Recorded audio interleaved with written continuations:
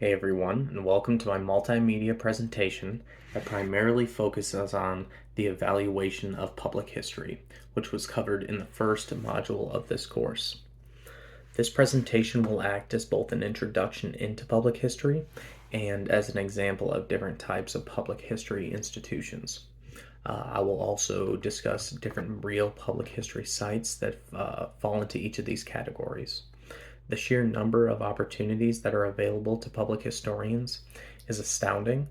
I know that I personally was quite surprised after looking deeper into this for myself. But what makes public history so different than the traditional study of history? And what makes public history so important when it comes to the overall preservation of information from the past? Really, when looking into either of these two research questions, we could come to multiple conclusions. But the biggest difference between traditional history and public history is the audience you're presenting your findings to, and the manner in which you're presenting your findings. These two important factors will help to guide this presentation and will hopefully help to increase your own understanding of this interesting topic.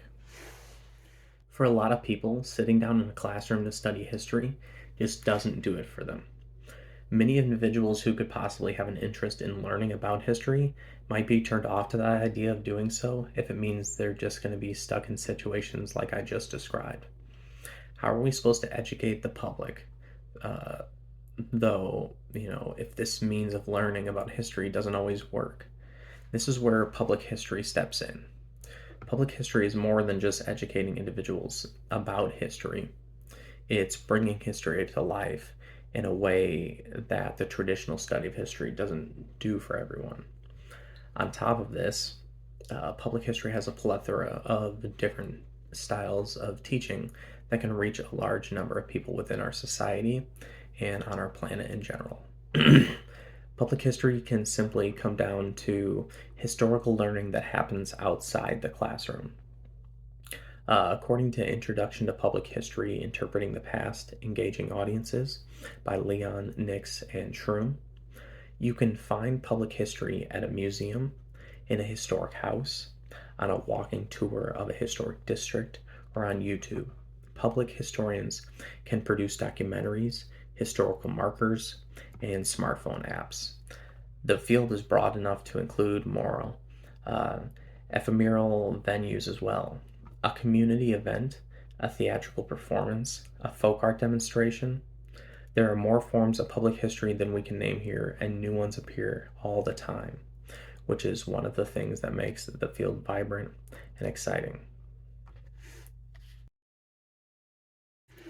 On top of the forms of public history described here, we can also see public history happening in libraries, archives, museums, which were mentioned, but also living history museums.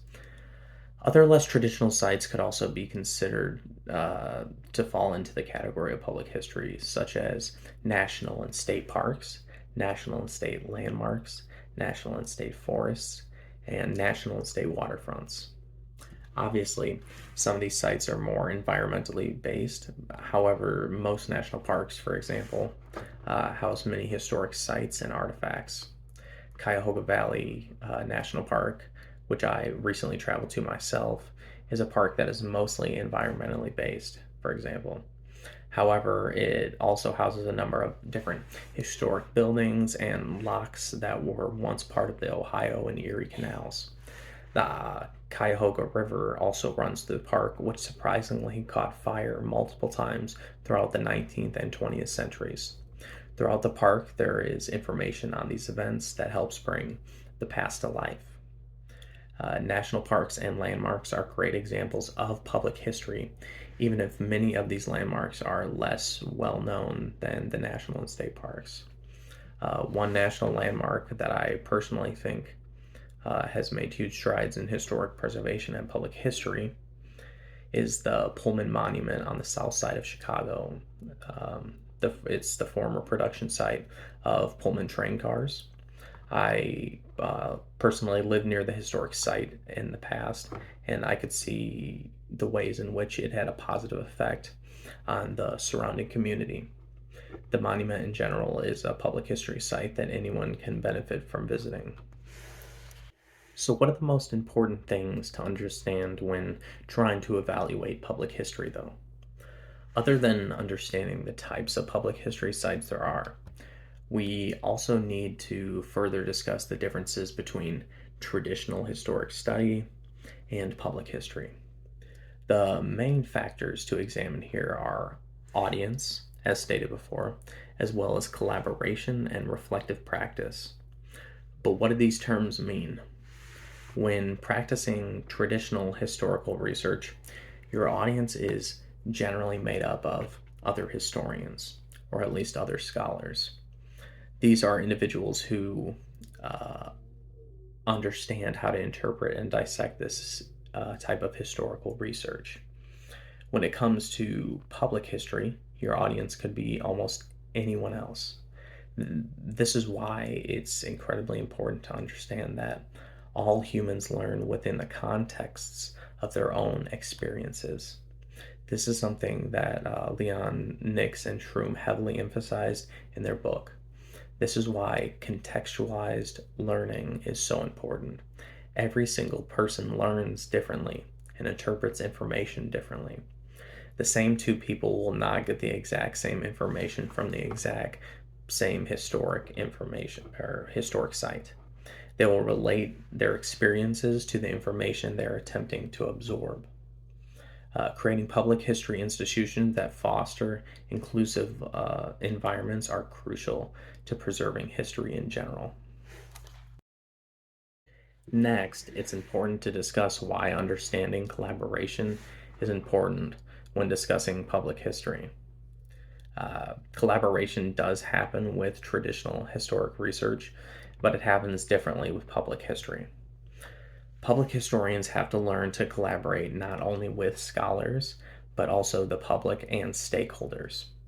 Understanding the public audience can better help historians connect with them, and understanding the stakeholders within the public history institutions can help you to essentially please all involved parties, which also while also accomplishing the mission of spreading historical knowledge and understanding.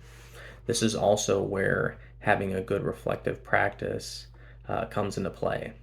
Reflective practice is where public historians intentionally learn from both their successes and failures and incorporate this new information into the projects they oversee or will oversee in the future.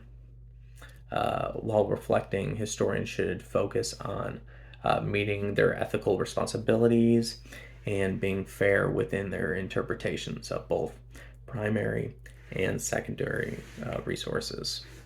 More well known forms of public history institutions are museums, but even museums can fall into different categories when focusing on studying and evaluating public history. Many museums generally fall into one of two categories: traditional museums and living history museums.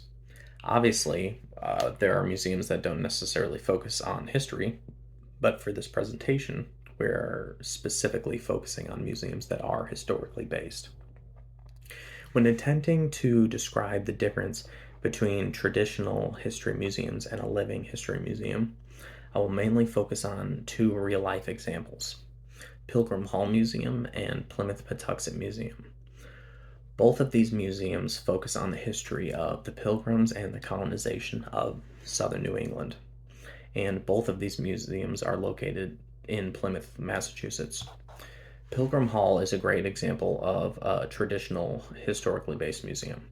The museum presents their findings in a way, in more of a traditional manner, where exhibits are displayed for the public in a way that allows them to act as their own guides. In general, the way this museum is set up, isn't much different from other traditionally historical or historically based museums. Plymouth Patuxent Museums, on the other hand, is a totally different type of institution. It is true that this museum does have more of a traditional museum within it, but most of the museum's grounds are set up as a living history museum. What makes the museum a living history museum is not only a 17th century recreation, a life-size recreation of Plymouth Colony, but also a Wampanoag village that guests can work their way through. The recreation of Plymouth has employees who are in period dress and who are also in character. They recreate that 17th century Plymouth feel for visitors. Um, each of these actors also represents a real person who was present at Plymouth. Within the Wampanoag village, employees aren't dressed in their cultural attire, but they are all of native descent, uh, which allows them to share their heritage and their culture with guests of the museum. While the aim of public history institutions should be to make history come to life, living history museums take this to the next level. Living history museums let you experience places and time periods in a totally unique way. They really take you closer to history than almost any other form of public history institution. Reenactments could also fall into this category of living history. Uh, Really, when it comes to the evaluation of public history, there's a lot to consider. We have to think about types of institutions and also the subgroups that these places fall into. We also have to understand the ways in which each of these institutions connects with their audience, or in other words, we have to understand how each of these institutions gets the public to trust them enough to accept the information that they're presenting. Uh, this is why it's so important, as stated before, to understand that humans learn within the context of their own experiences. Historians, and especially public historians, need to understand how to best gain the trust of their audience. Within Without an audience, public historians wouldn't even have a chance to showcase their work or findings. So, understanding the importance of one's audience is absolutely crucial.